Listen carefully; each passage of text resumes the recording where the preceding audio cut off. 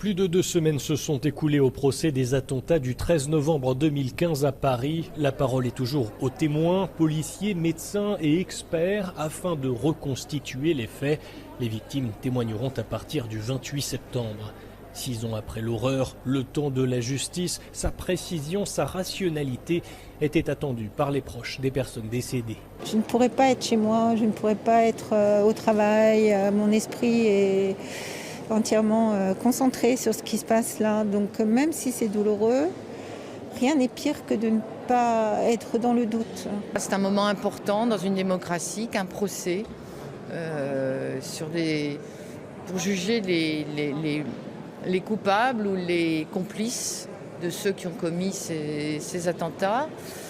Montrer que dans une démocratie, on ne fait pas la justice en brandissant une kalachnikov, mais en jugeant les personnes pour ce qu'ils ont fait. Les premiers jours du procès ont été marqués par les provocations de Salah Abdeslam, l'un des 20 accusés et seul suspect vivant du commando. Mais de nombreux survivants choisissent de lui faire face et d'assister à l'audience. Ils seront de toute manière jugés sévèrement et ils seront en prison. Je vous avoue que ce n'est pas ça qui m'intéresse le plus sur ce procès.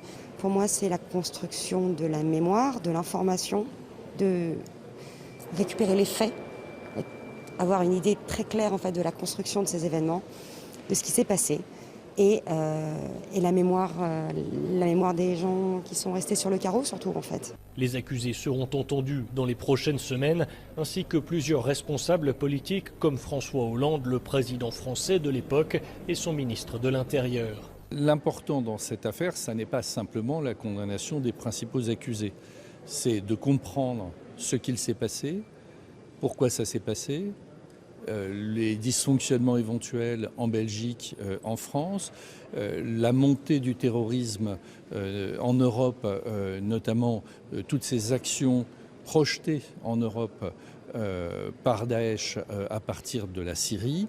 Donc si vous voulez, on fait en réalité une analyse qui doit être une analyse très importante qu'on doit à ces 130 victimes des attentats les plus meurtriers qu'on ait connus. Les plaidoiries des quelques 300 avocats auront lieu au printemps prochain.